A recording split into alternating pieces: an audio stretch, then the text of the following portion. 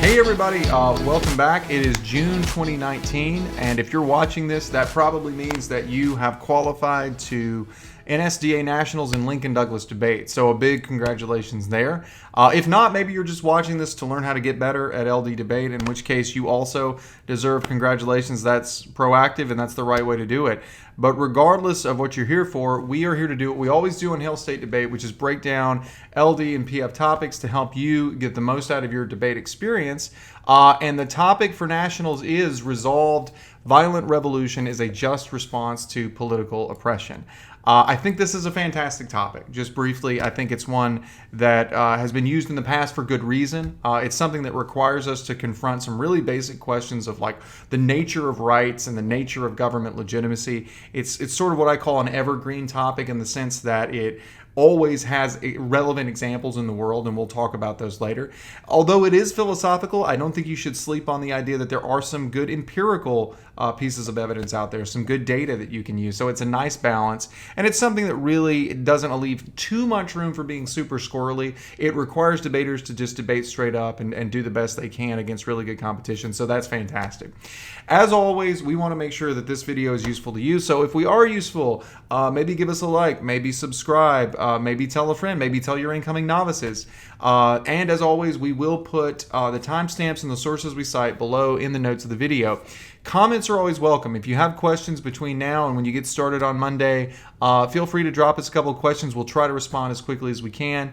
But we do like answering questions because, again, the whole purpose of this channel is to be sort of like open source, to provide what we can, when we can, within reason, to help, the hardworking folks of the debate community do the best they can. So with that, I had initially thought this video was going to be really short and we were just going to address a handful of sort of general philosophical questions, but as we worked on it and researched it, we found more and more good stuff. So we are going to do a full-length video. It will be shorter, a little bit shorter than a normal video, certainly shorter than the PF one. Frankly, the PF topic was ridiculous and unmanageable, at least from my perspective, but it's going to be a little shorter than normal, but it will be basically full-length. And we're going to follow the usual outline. We're going to start, in this case, with an outline of like some tips on how to do your best at NSDA Nationals.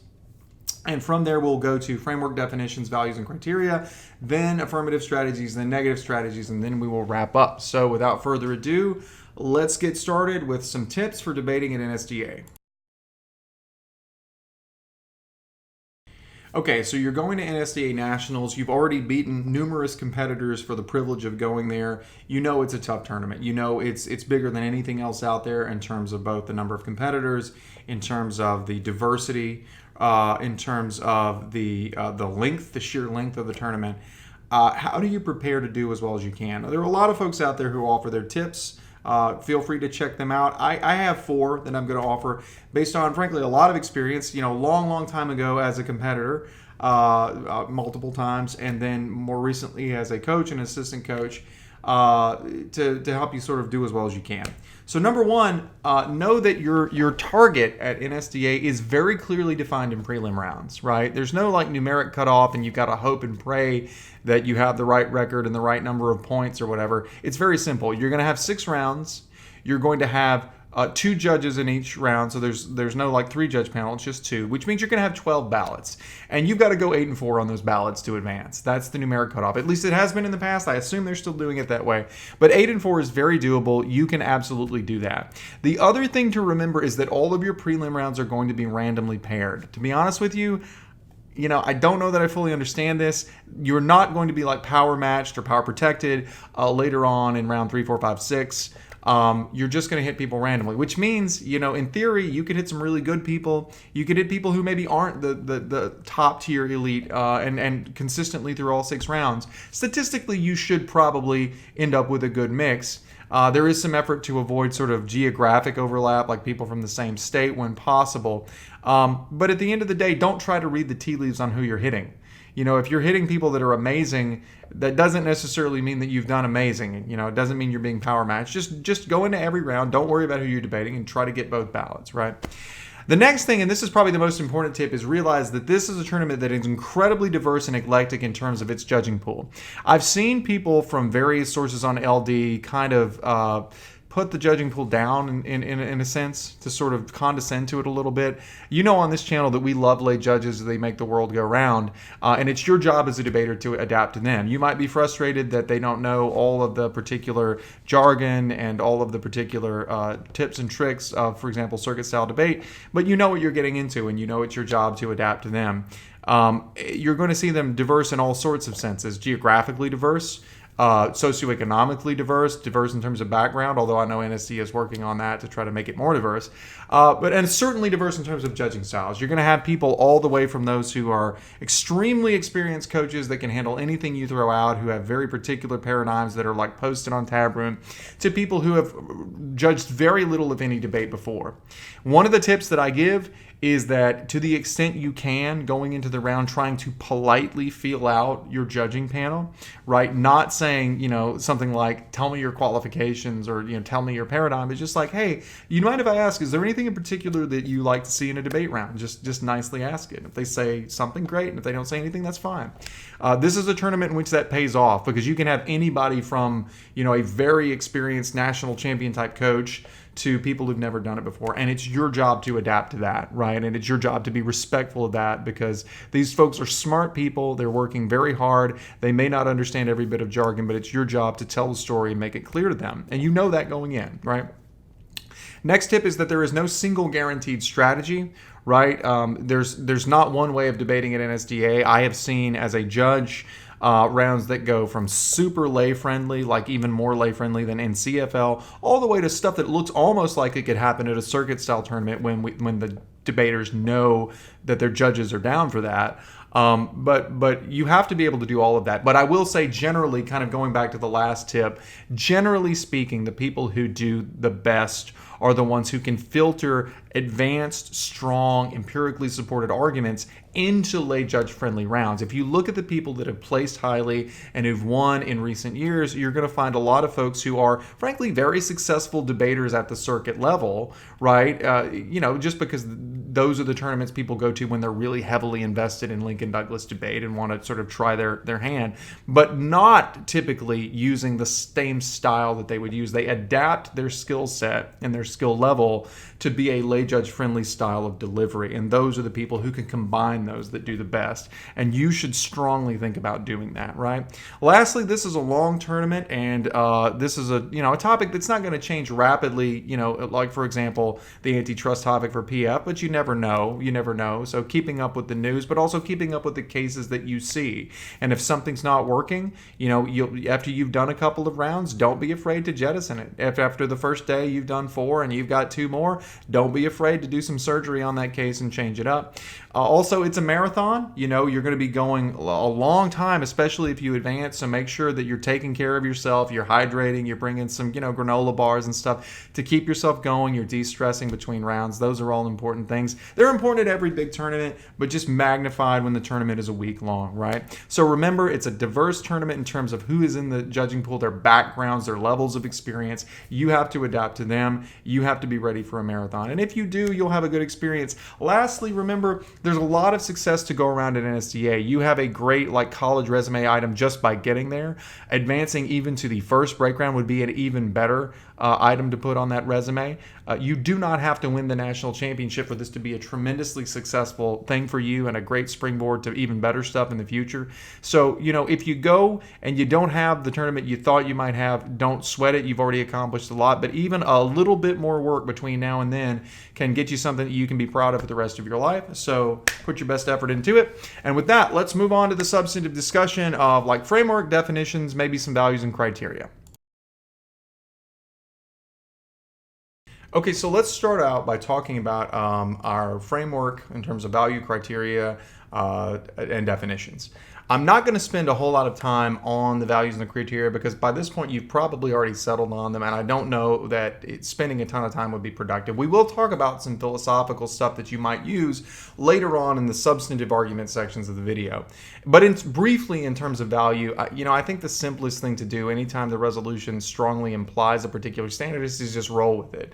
And when we talk about a just response, that strongly implies that the standard ought to be justice, right? Now, I'm not saying that's the only thing you can use, but it just is one less inferential step. It lets you say, look, judge, if especially if the other side uses a different one, my value speaks directly to the question that the resolution is asking by using just. It's asking a question of justice. And if you use a different one, then you have to sort of do another step to link back to what is just. So probably the simplest thing is to go ahead and just say the one that's right there in the resolution, which is justice. Not mandatory, probably the simplest thing. In terms of criteria, we'll talk in a few minutes and you'll see some of the things that you might consider or might not consider as we talk about the substance of it. In terms of sort of general awareness of of the philosophy underlying this, though, I can't recommend strongly enough that you read the Stanford Encyclopedia of Philosophy's entry on the subject of revolutions. This is just fantastic background reading. You may not cite it, you probably won't cite it because it's an encyclopedia, but reading, sort of deeper writings about this, and we'll link to some of them in the notes, but just reading people who are just talking about this will give you background ideas and considerations that can make you sound smart, that can let you do a quick little end run, that can make you sound more sophisticated than an opponent, and may give you a good response, right? So do that. Make sure you take the time to read those. But with that, moving on to maybe more particular stuff, talking about definitions, right? The first one is violent revolution. Now, I looked for this as a term of art, the phrase violent revolution, and I could not find that from any reliable source, nothing out there that I would feel comfortable citing.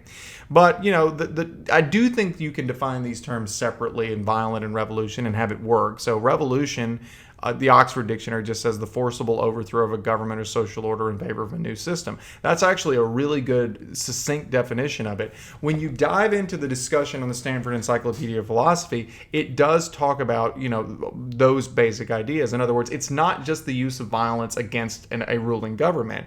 It's the use of violence to reject the government's authority and attempt to replace it with another. And even more specifically, another phrasing of it from that same entry is to destroy an existing national government and replace it to the full extent of its territorial authority. Right? Now, this is important for a couple of reasons because you need to be careful. This may not come up in most debates, but you don't want to get tripped up on what is and what isn't a revolution. You want to be very clear about that to make sure that all of your illustrations are topical and maybe to point out if your opponent is talking about something that's not, right? It's very easy to do that on something like this. So first of all, this is distinct from something we might call resistance, right? In which government authority is resisted by some degree of violence to some limited extent, but the objective is not to replace or overthrow the government. So, for example, back in the 1950s and 60s in the Deep South, where we are here, there was a group called Deacons for Defense, which was a group of African American religious leaders in local churches who believed in arming themselves and arming their parishioners and maintaining a stockpile of weapons if necessary, and in some cases using violence as needed to use as self-defense against the actions of racist or white supremacist government authorities. Not just the government, it was also the Ku Klux Klan, but if the sheriff or whoever, was engaging in sort of racist activities, which happened, frequently in this part of the country, this was a group that believed in violent resistance, but they in no way advocated for example, overthrowing the government. So this would not be the same thing. These are two distinct things, right? Many other examples, like protests that use limited amounts of force and violence to try to stop police from enforcing a law, fine, but they're not trying to overthrow and eradicate, the government as an institution and then replace it, so you wouldn't call that revolution. The other thing that you get from the Stanford Encyclopedia's formulation is this is trying to replace the government to the full extent of its territorial authority. So this would be different, for example, from secession, right? When one area tries to secede from another, it might be very similar in terms of the moral considerations, but it's a different thing than a revolution, at least according to this source. And of course, different from general anarchist revolutions. If you just want to have a revolution to have it, which I don't think happens very often, and you don't have any desire to sort of replace it, well, then arguably that might not be considered a revolution. Now, one interesting point and that kind of makes a difference is it's not clear whether this replacing the government part of the equation, it's pretty clear that's part of a necessary definition of revolution. It's not clear if that part actually has to be violent or by force. It sort of depends on who you ask, right? Do you have to sort of violent or by force go and install your new leader for it to be a revolution? Or can you simply say, we're here to eradicate the government, and then just what we want it to change, but like whatever the people decide to do at that point is up to them. We're not going to tell them who the leader is, even at the outset. And in theory, I guess it is possible to do that. In practice, it's pretty uncommon for revolutionaries to say, we're totally agnostic on who should be the leader, right? But this matters because one of the things the negative can argue is that even if self-defense is acceptable, this idea of installing a replacement leader by force is potentially problematic because it arguably is illegitimate, that we'll talk about later.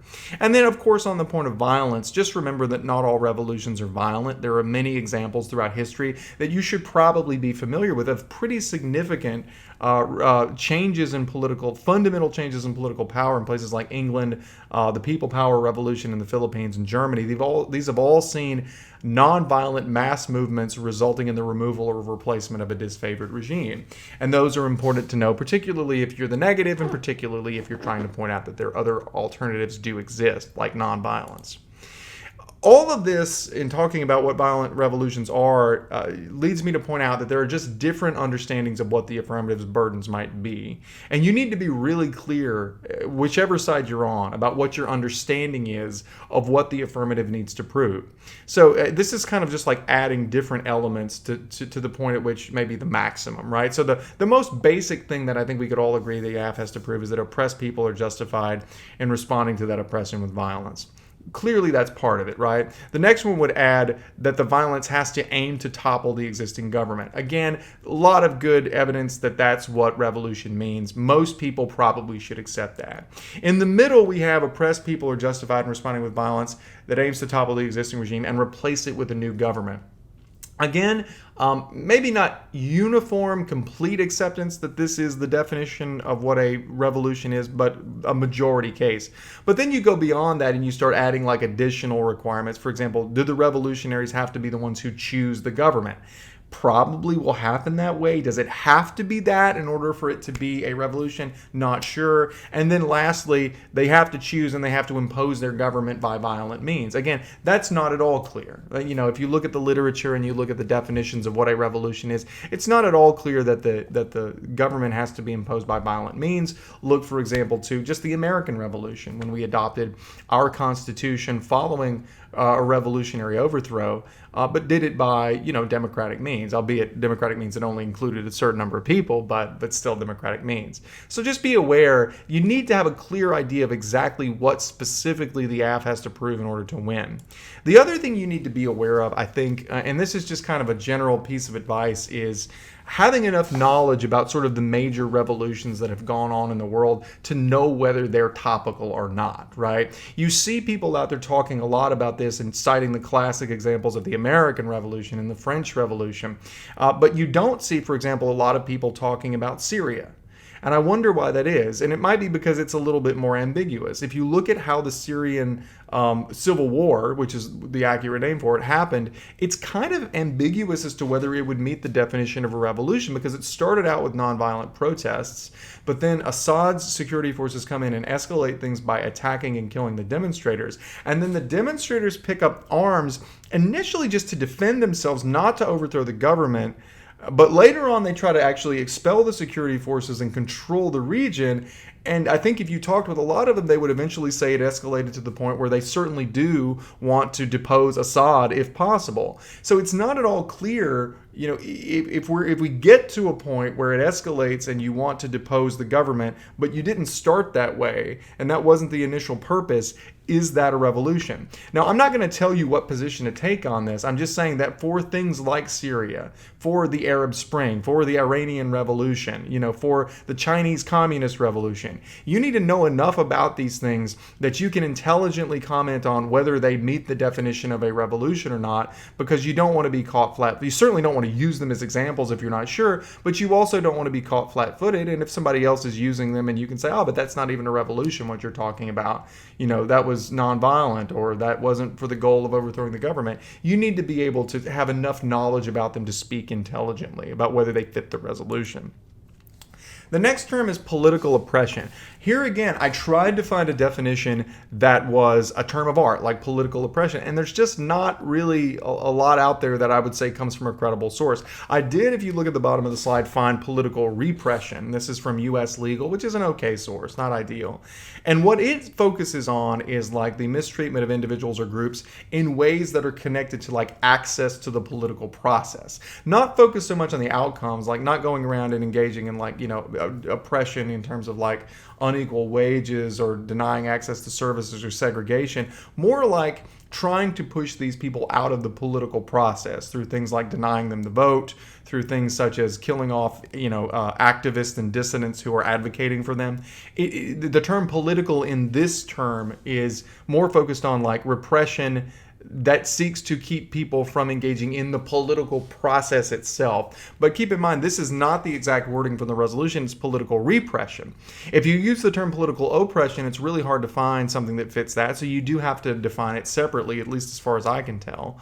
And if you look at the Webster definitions at the top, you can see, political is just, it's about government, and oppression is the unjust or cruel exercise of authority or power. Now, you can use these sort of basic, straightforward definitions if you want, but, one thing I would suggest is that there are a wealth of definitions out there from various scholars about what the term oppression means. And we mentioned this in our NCFL video. We had this sort of document that's like a sampler platter that we found online of different scholarly definitions, and I would encourage you, it's in the notes, to take a look at that.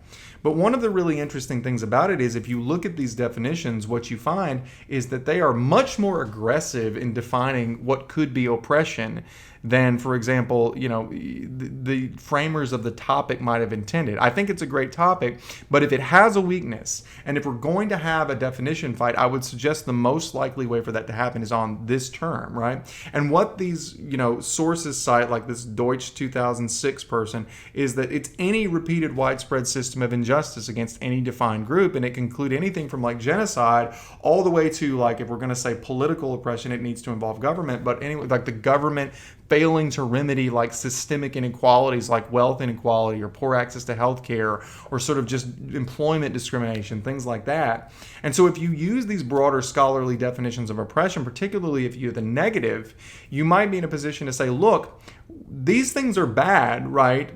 These ideas like, for example, wealth inequality is bad and a lack of access to healthcare is bad, but they're not so bad that we think they should result in the violent overthrow of the government. In other words, the neg is going to, I think, strongly favor a broader definition of oppression that goes beyond what people would traditionally say justifies a violent overthrow, and saying basically, you have to advocate for a sort of a general rule, right? And you can't do that because much of oppression just doesn't rise to that level. And the AF's going to have to know how to respond to that. Another quick thing is, note that political oppression in the resolution is what's called a bare plural, and we've talked about this many times before, but a bare plural is a word without a modifying term for its quantity. For example, like some, most, or all, right? So it doesn't say, for example, is a justified response to most political oppression or some political oppression. So what that seems to imply is a sort of general rule, right? It doesn't say all either, so maybe you could argue it doesn't have to apply to all political oppression. But most of the time when we have a bare plural and we don't have those things, right, and lions are the king of the jungle, right? Well, that seems to imply that it's the category of lions. We've talked about that before. It seems to imply a general rule that political oppression justifies this, right? As opposed to just a case by case, one example here, one example thing. So here, there sort of thing, right? The last thing to note, I think, is that I have seen some people try to argue, and this was actually from discussions of when this topic has been used in the past, that there are things that are really bad that are so bad that they can't even be called oppression anymore. They have to be called something else. For example, like genocide is so bad, we would not call it political oppression. It goes beyond political oppression. So, I as the negative don't have to argue against, use of violent revolution. Like, for example, if it had been possible for the victims of the Holocaust to somehow mount a violent revolution, nobody thinks that wouldn't have been justified. But these folks try to say that the Holocaust was so bad, we wouldn't call it political oppression, we just call it genocide.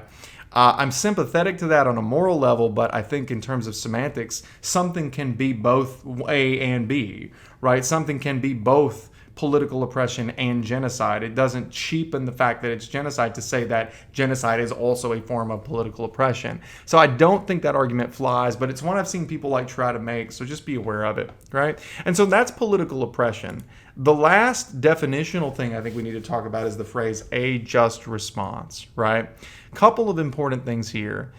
Just, if you want to use the Webster's definition, is just acting in conformity with what's morally upright or good. The better course, though, is, whatever you end up using as your criterion, right? Whatever philosophy or theory, you're probably just going to want to define justice consistent with that, right? Rather than just using a dictionary definition, right?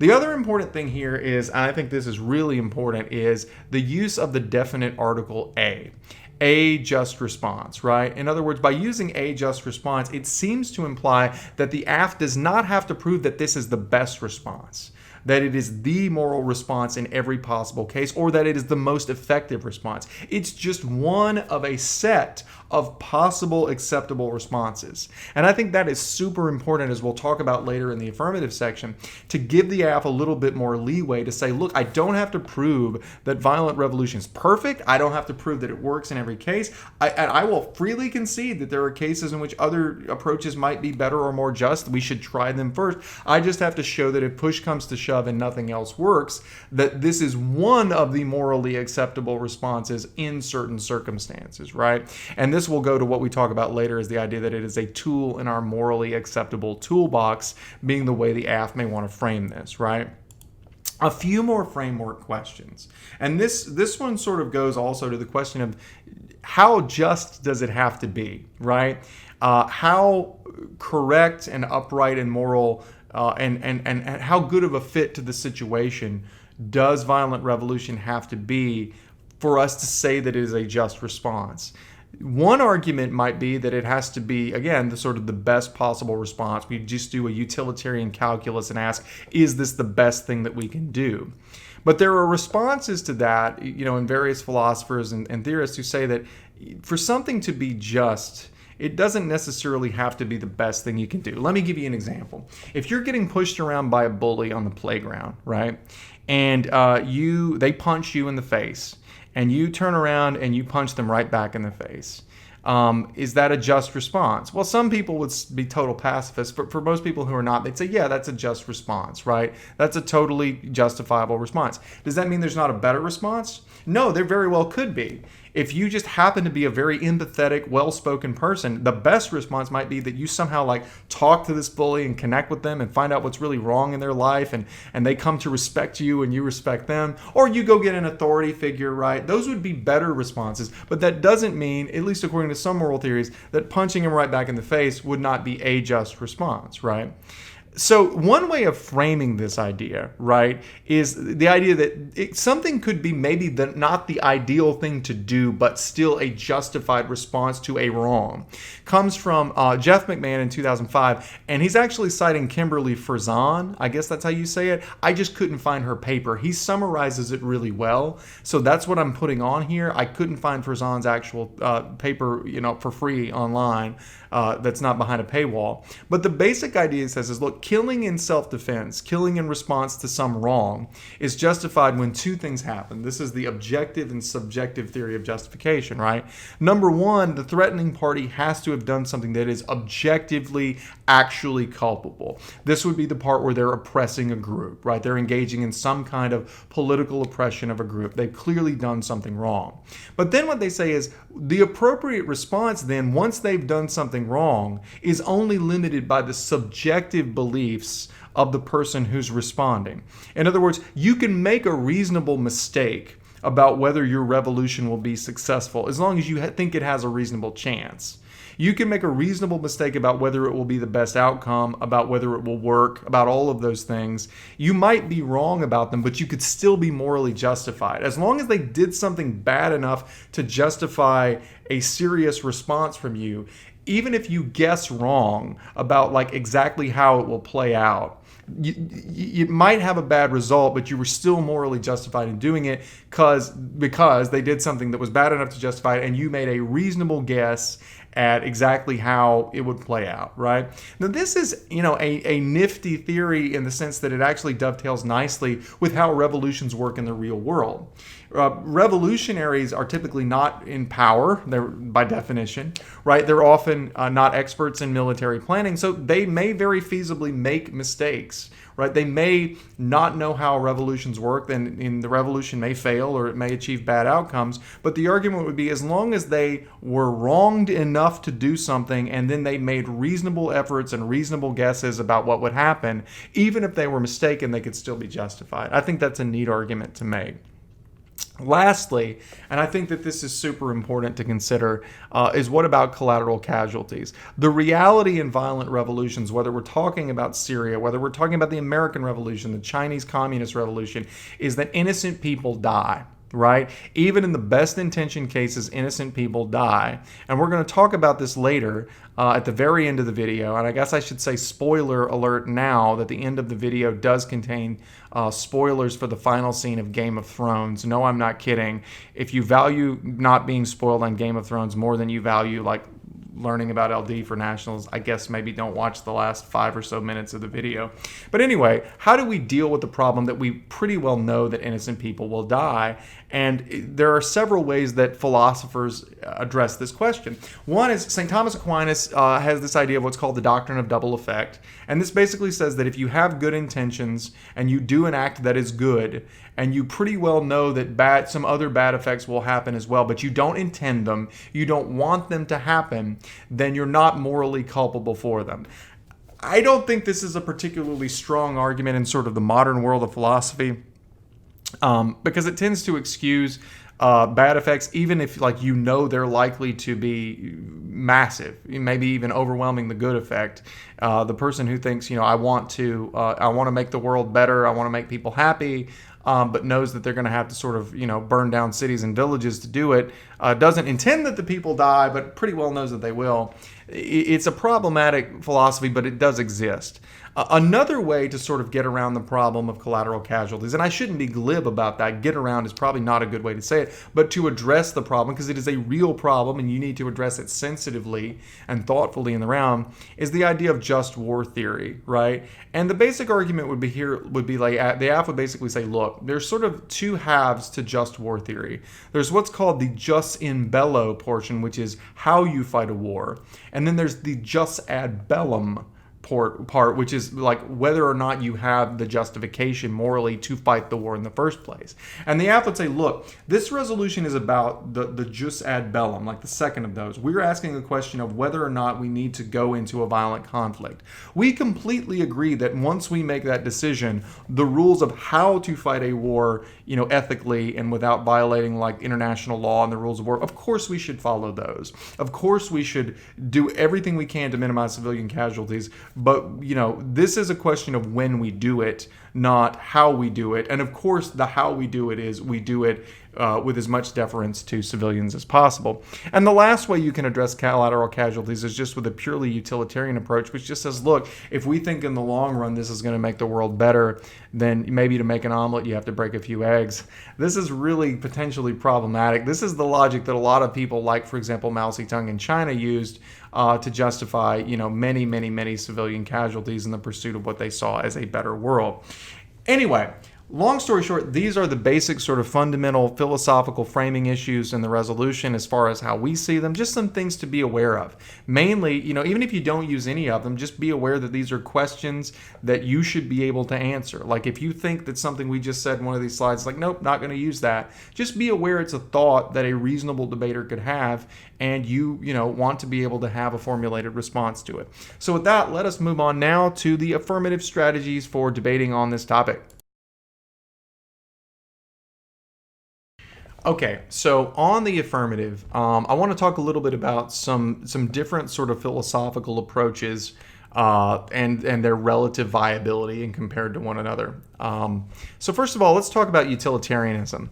I've seen a lot of folks who are running cases that they may not use the term utilitarianism. I mean, folks who've talked about running cases, like in online discussions, they may not be using the term utilitarianism, but what they're basically talking about is trying to justify violent revolutions in terms of their effects, right? Not using some deontological, this is just a fundamental right thing, but trying to justify them in terms of the effects that they've had on the world. And as we're going to see, I think, particularly when we look at the negative, this is not as safe a strategy as you might think. So the question I ask is utilitarianism, greatest good for the greatest number, justifying things through their consequences, is that a viable theory for the affirmative? Now, there are a lot of different forms of the utilitarian consequentialist theory. For example, you have the straightforward formulations from like Jeremy Bentham and John Stuart Mill, greatest good for the greatest number. You have more focused arguments on utilitarianism, like, for example, John Rawls' distributive justice, and there are more modern esoteric versions of it as well. But the thing that they all have in common on this topic is they're going to put the affirmative in what is actually a deceptively precarious position of having to defend the violent revolutions that have actually happened in the real world. And this is harder to do than you think. Right off the bat, it seems to contradict sort of an earlier, protective step that the affirmative might have taken that we talked about, which is the idea that we don't have to show that this is the best solution. We don't necessarily advocate that every or most violent revolutions actually prove to be successful. We just have to show that it is a tool in the toolbox. We don't really care if it can be used badly as long as it can be used well. In a utilitarian argument, you basically have to appeal to the actual history of violent revolutions. You can't just sort of shrug off and hand wave away all the instances in which these things have gone horribly bad, right? And you're going to find, if you do digging in the literature, that there are plenty of examples in which this has gone very, very wrong. Both cases in which the revolution has failed, in which case lives and resources were wasted with nothing accomplished, and also, maybe in some cases worse, where the revolution has succeeded but has replaced the regime with a regime that's even worse. And there's a surprising amount of empirical evidence out there about how bad those situations can be. So hold on, and as we look later in the video, especially on the negative side, try to appreciate how there are a lot of strong arguments against a purely utilitarian argument, and why therefore you might not want to focus your case on an argument that violent revolutions are justified because they produce good results, because there are strong arguments that they in fact don't. Another point on this, just kind of related, is that anecdotal examples of revolutions probably aren't enough to show that they are just. Right? I know it says a just response, but remember, the phrasing of the resolution is that political oppression is that bare plural, which means we need a general rule about political oppression in general. So if you go on your case and you try to run a very specific advocacy about the French Revolution or the American Revolution, and you focus heavily on that and nothing else, there's going to be a strong argument that you haven't really established a categorical or a general rule. Plus, I will say the idea of just plans and very specific limited advocacies in debate at NSDA Nationals is one that typically doesn't do all that well. There are enough lay judges who are just not interested in that, who just want to see the resolution affirmed as a general proposition, that's not the smartest strategy to try to win 14, 15, 16 rounds, to win the tournament, right? So another alternative to utilitarianism is just the idea of social contract theory. Now, some of you may look at social contract theory and say, that's kind of old-fashioned. That's not like the super high-tech, esoteric, trendy theory that we use in debate. But the truth of the matter is that social contract theory is probably the foundation on which a lot of AFs are going to rest. And in this case, I would say it's kind of uniquely well adapted to the ideas that the affirmative wants to put forward. I'm going to give you two examples of social contract theorists who do talk about the right to revolution. One is very absolute, and the other is a little more limited, but still pretty pro-revolution. So Rousseau is a radical. I mean, Rousseau is, he makes the Alexandria Ocasio-Cortez and Bernie Sanders of the world seem extremely conservative in a lot of his beliefs about politics. He's a revolutionary. He believes that there is an absolute right to dissolve any government based on any injustice, right? His quote is, if a single citizen perished who could have been saved, if a single one were wrongly held in prison, if a single suit were lost due to evident injustice, the state is dissolved. Now, I probably would not use that as my standard if I were in the round, but just be aware, this is one of our great social contract theorists saying, look, The government is based on the consent of the government. It's based on pursuing the overall collective good. If it stops doing that, it's not even a legitimate government anymore, and you absolutely have the right to throw that thing off. Now, a more limited explanation of this comes from John Locke, who is kind of the default philosopher for like American style social contract theory. And he also basically says that, look, anytime the government tries to grasp for itself power over the lives and liberties and estates of the people, it forfeits power. In other words, the social contract says you don't oppress people. As soon as you engage in things that we would consider oppression, trying to unjustly take people's lives, liberty, and property, you have breached the contract, government. Therefore, we are no longer bound to it. The only thing that bound us to you to obey what you say is the adherence to this contract that requires you to not oppress us. You have forfeited that right. Therefore, of course, we have the right to throw you off by violent means. Now, I will say, Locke lived in a simpler time, and there are lots of criticisms of Locke out there. And frankly, if I were the negative, I'd probably prepare some Locke blocks, basically, because there are a lot of things that you can say about how he has very simplistic understandings of the world. For example, he has this idea that don't worry, right? This revolution will only happen when the government is oppressing like almost all of its people, like it's really widespread oppression, and that's clearly not true. Governments frequently target their oppression today on marginalized, isolated minority groups, and those groups feel the need to respond, which calls into question how effective the revolution will be and things along those lines. So he makes assumptions that are not really supported in the modern world. He also just doesn't answer the question of, he has this absolute view, I guess, of the idea of sort of liberties that the government will protect. We live under a government that frankly has much more of a role in our day-to-day lives, and the idea of saying, well, if they ever intrude upon our liberties, that's when we go, and that's when we do revolution. In a world of sort of wealthy, white landowners, several centuries ago, this idea of absolute liberty being the sort of threshold that you cross and then you do revolution might have seemed very appealing. But we've clearly passed that point in most modern democracies. We clearly have governments where the questions of how much is too much become more nuanced, and he doesn't really answer that question effectively. But that said, the sort of founding philosopher of American democracy thinks that revolution is a right? Another one, and this is probably my favorite approach to the affirmative, is what I would call the just war last resort affirmative. And what this does is it doesn't get so much into the deep philosophy of the social contract. It sort of uses definitions, maybe an observation or two, to frame the question more narrowly, to argue that violent revolution, as we said earlier, should be a tool in our toolbox for democracy. It should be one of the things that we have in our toolkit to address serious oppression.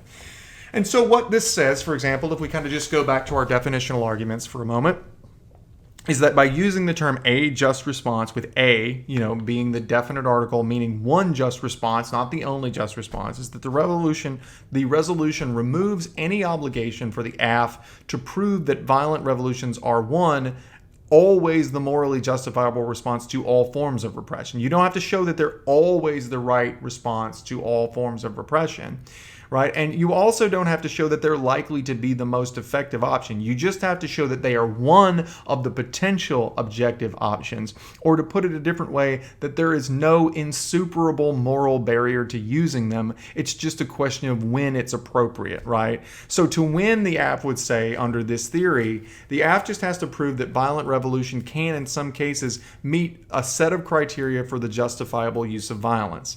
Now, there are lots of different philosophical theories out there about when violence can be used, and you can pick any one of those that you want to kind of be your standard, right? You can choose any kind of theory that you want. There are many different ones.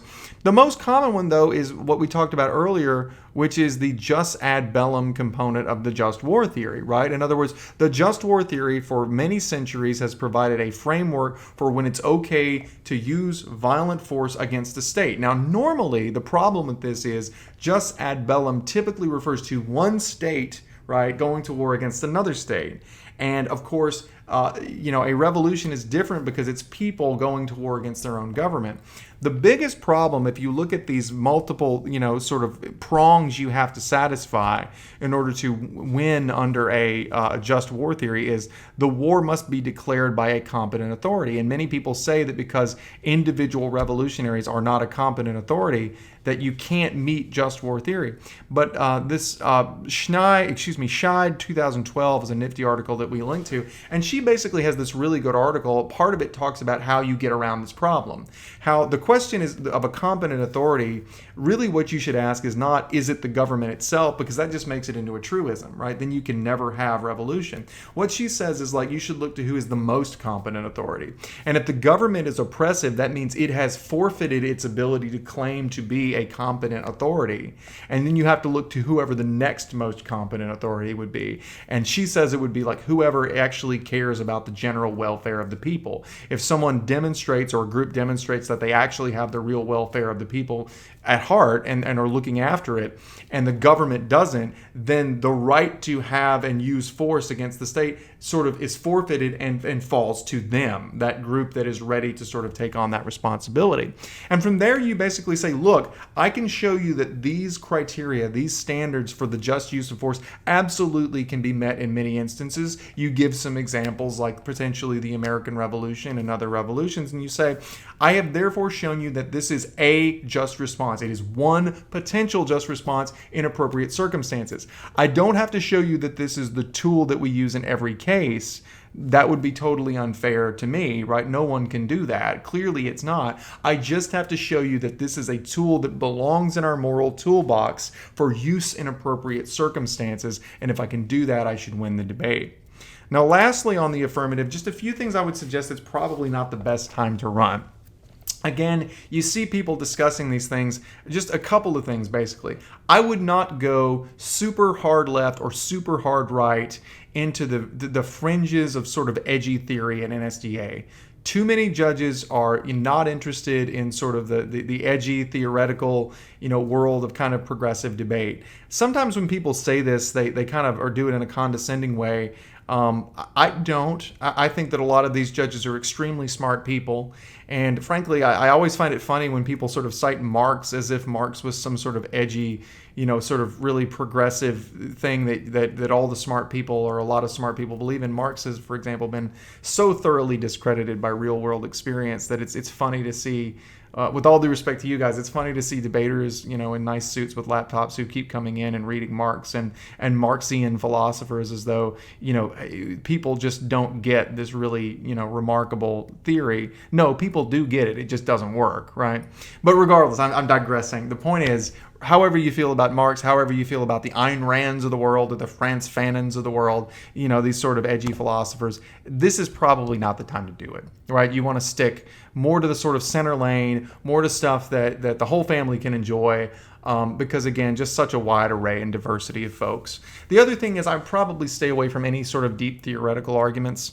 Anything beyond the most basic theoretical stuff like, dropped arguments are conceded, right? That's fair. Or the affirmative has the burden of proof in the round. That's fine. But if you get beyond that into things about what the affirmative has to specify, these unspoken rules that sometimes are used at some of these circuit debate tournaments, in my view, kind of regrettably, I think they serve to create barriers to entry that are often not done in good faith. But again, I digress.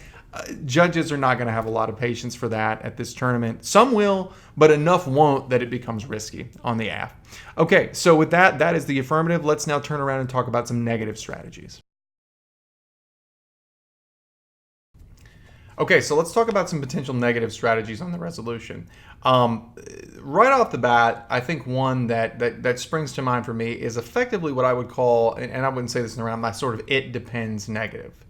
This is a strategy in which the negative tries to say, look, my job is not to come here and tell you that there could never, in theory, be a violent revolution in response to oppression that is justified. My job is to show you that you cannot endorse a general principle of that, right? First of all, just a general matter of how debate works, the normal default interpretation of debate resolutions, particularly at the NSDA at a more traditional circuit type level, is you need to prove it true as a general proposition. Even if you don't acknowledge that as a baseline, the wording of the resolution and the use of the term political oppression with no modifier, like not the worst political oppression or some, suggests that there should be a general accepted rule here. And if I, as the negative, can show you that it is incredibly fact dependent, if I can show you that the question of justification in these cases is highly dependent upon multiple factors, then even if there is like one example of a case that's worked or 10 examples of a case that's worked, if in the most instances you have to go through a lot of hoops before you can justify it, then you should be voting negative because the resolution is not a generally true statement. This is a default sort of fair, intuitively fair way of framing the resolution. So we look, for example, in terms of specifics to this article by Susan Farbstein, Professor Susan Farbstein. It's talking about the justification of violent revolution and violence opposing apartheid in South Africa. And the reason I included it really was this first paragraph in which she sort of lays out this series of questions that you should have to answer basically in every instance to determine whether or not an instance of violent revolution is okay. So, for example, who's using it? What social or political change do they seek to achieve? How and why? By whom was the decision made? What caused it? What are the alternative strategies? Have you looked at them? Have you discarded them? How much violence are we talking about? What kind of violence? Who's being targeted? And what are the peripheral effects? Right?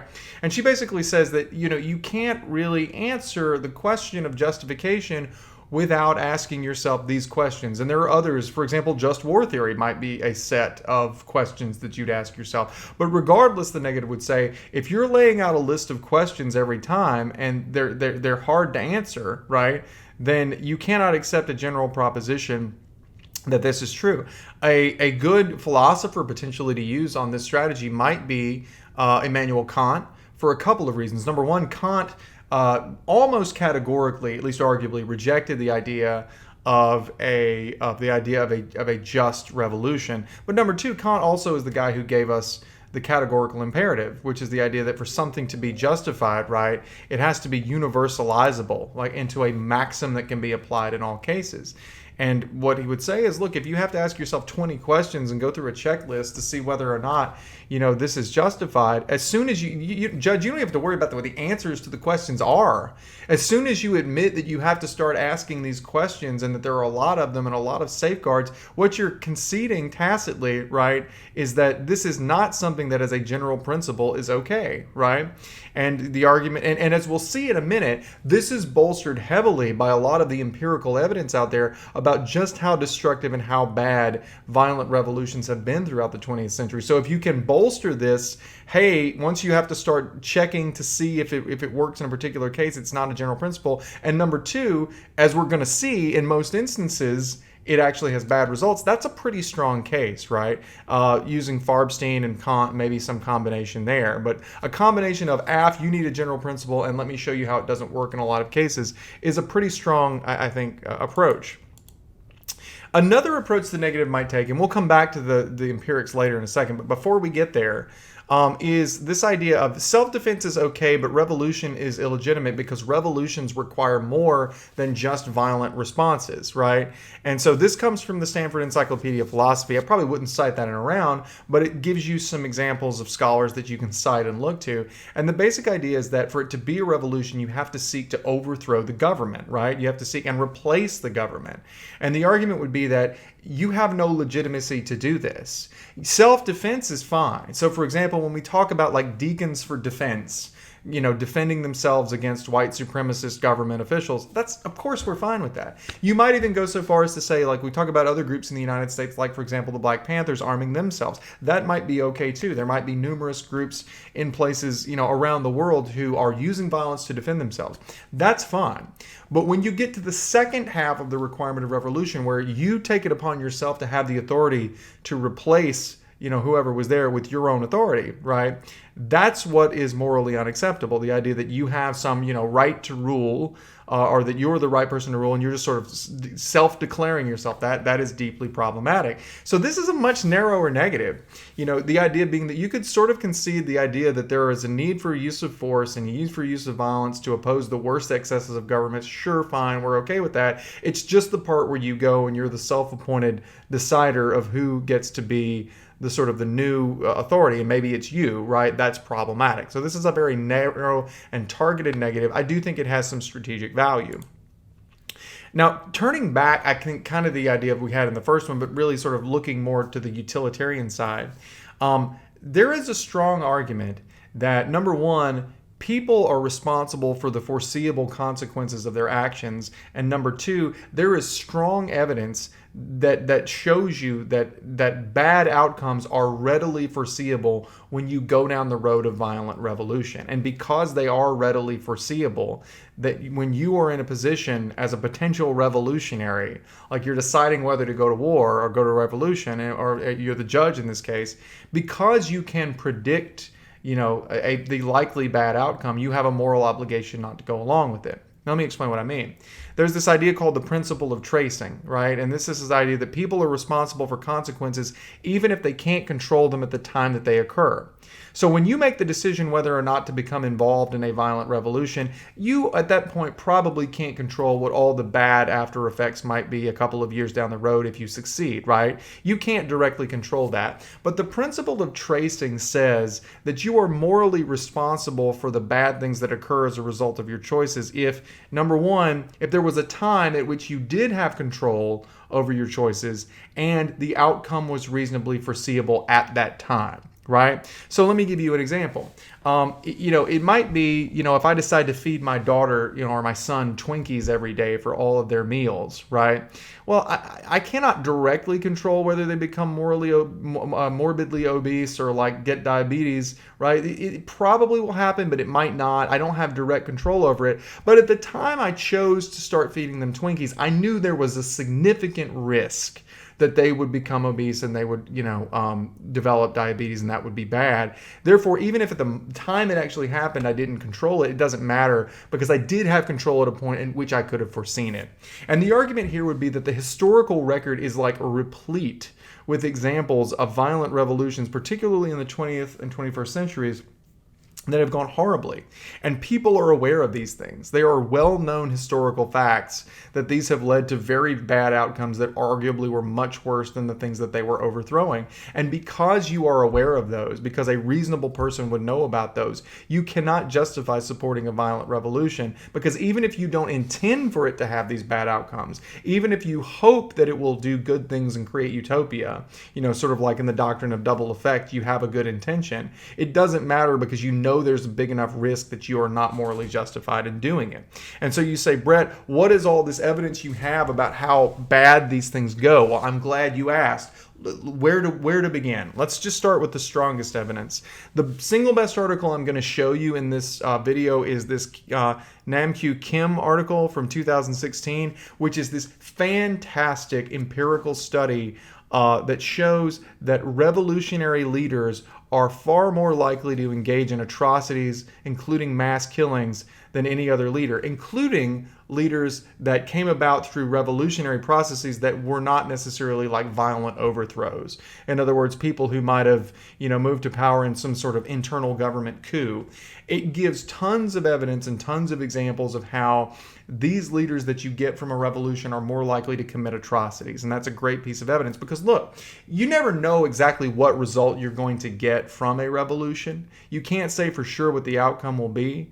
But one thing that you almost certainly are going to get is a leader that was somehow affiliated with that revolution. And what this study shows is that those people, the people you're almost by definition going to get leading your country, right, if you win, right, are going to be more prone to mass killing. And this is something, as we'll see in a minute, is borne out by historical anecdotal evidence. Bell 2014 is just a great article in which he kind of gives a great historical survey of just how badly violent revolutions have gone and how they have sort of left people in the lurch over time. It's just a good background read, Inglorious Revolutions, just about how these things go deeply wrong and lead to great suffering. So I would suggest reading that too. There's another good piece of evidence from Stephan and Chenoweth in 2008.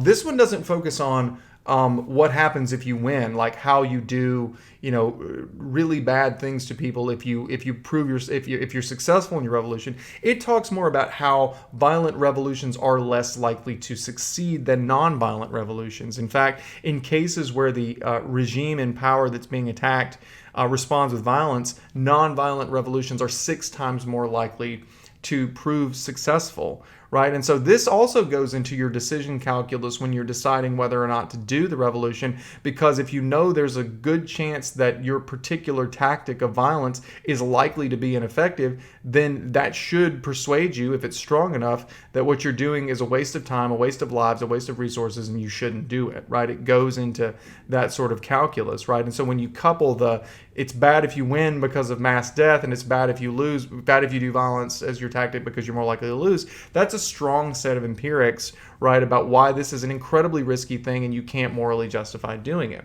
But in addition to that, you need to be familiar with specific historical examples, and we don't have time to cover anywhere near all of them. But to wrap up the video, what I wanted to talk about is just a few good examples that the negative can cite of situations where violent revolutions have led to disaster in humanitarian terms, in terms of oppression. Arguably the single biggest example is the Chinese Communist Revolution from 1945 to 1949, in which Mao Zedong and the Communists took the country from the Nationalists. The Nationalists were unquestionably an oppressive party, not just because of the sort of general inequities in society and the inequality, but also because they were directly engaged in political oppression, suppressing the Communist Party, engaging in violent, murderous purges of communist officials. There's no question this meets the definition of what this resolution is talking about. But the Maoist regime that it created was the most deadly of the 20th century. One frequently cited statistic is that there are 65 million avoidable deaths caused by the Mao regime in China, the communist regime in China, and things like mass executions, deaths in prison camps, and artificially induced famines like the Great Leap Forward, designed to sort of re-engineer society at the cost of millions of lives. And this wasn't a surprise. This was foreseeable. In fact, Mao was famous for saying things that were sort of dismissive of the idea that, yes, of course, millions of people will have to die to realize my vision of a greater, brighter future. For example, about the Great Leap Forward, where like over 40 million people died and starved in horrible situations where families were putting their own children to death because they knew they would starve otherwise. Just terrible. Some of the worst things that ever happened in the 20th century. But his response was, if we were to go back to the way things were and distribute resources evenly, well, yeah, sure. But then, what we need to do is move forward. And to do that, some people are going to have to starve to death. And it's better to let half the people die so that the other people can eventually be better off. It's better to let 45 million people die if it means in the long run we're better off. This idea, this sort of foreseeable, horrific human casualty is an example of a real-world 20th century revolution, and it's almost kind of hard to outweigh in terms of magnitude, right?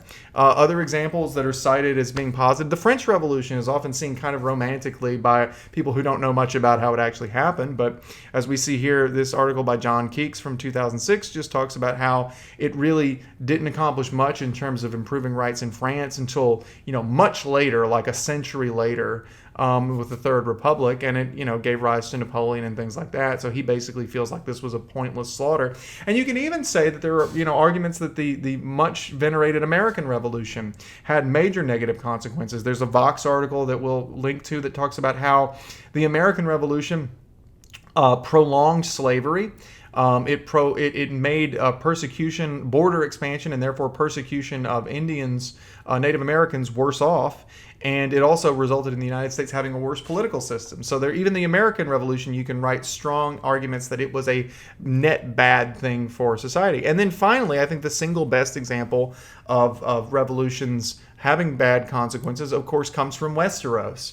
For those of you who follow Game of Thrones, you can watch this series, and it seems to be that the core message is that you have this great, principled breaker of chains, humanitarian revolutionary in Daenerys Targaryen, who spends the first 6 seasons going around liberating people who are enslaved, and then by the end of the last season, has decided that these people are not sufficiently, the ones in Westeros, on her side, and decides to just burn the entire city of King's Landing to the ground, with potentially hundreds of thousands of people in it. Now, some people argue that that's a contrived plot device that was, done by some pretty weak writers of the show. But regardless, it does illustrate how historically, both in fiction and the real world, there's a strong overlap between people who think that they're the right person to overthrow a government and people who are willing to trample the rights of those who disagree with them. And even people who may not disagree with them who just happen to be in their way. Right? That's what Daenerys Targaryen was supposed to illustrate, even though I think they did it badly. Right? And we can see numerous historical examples of how that is the case and empirical examples of how that is the case. And, I guess one other thing to say is NSDA is a long tournament. And these judges are going to be hearing empirical, downer type, really kind of potentially depressing stuff. And I'm not saying make light and make jokes, but if you can have interesting things in your case that sound, appealing and interesting to a regular person. I don't know if jokes is the right thing. I don't know if, quoting Tyrion Lannister, talking about how many people Daenerys Targaryen killed in one afternoon, according to Lannister 2019. I don't know if that's the approach, but if you can have a few moments of just real talk, using anecdotes and actually talking to judges they're as tired as you are, they're tired too. And if you can use examples that are a little bit more accessible, fun is not the right word on a topic like this, but nonetheless accessible, interesting, not rooted in really deep theory, occasionally it will benefit you. So those are some ideas for the negative. Let's come back real quick and do some parting thoughts. And that is it. That is it for our last video of our first season. This is the 1-year anniversary for Hell State Debate. Thank you so much for following us throughout the season if you've done that. If not, maybe join us for next season. Maybe let those novices on your team and the new folks coming in know.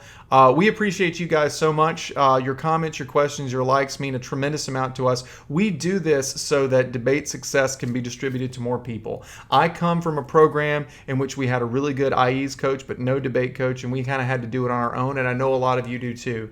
But even if you don't, we want to have basically an open source where we give as much of our expertise for what it's worth to as many people as possible so that more folks can go out and experience the fun and success of debate. I hope you do that at NSDA. I hope regardless of how you finish up, you learn a lot, you meet great people, you meet people that'll be friends for the rest of your life, and you have a tremendous experience. I hope that you come back next year if you're returning. And if not, I hope that you will consider as you go forward in your life using what you've learned from debate to give back in some way, whether it's directly to debate or in something else, just using these skills to kind of pay it forward a little bit, because that's kind of what we hope this channel will be about.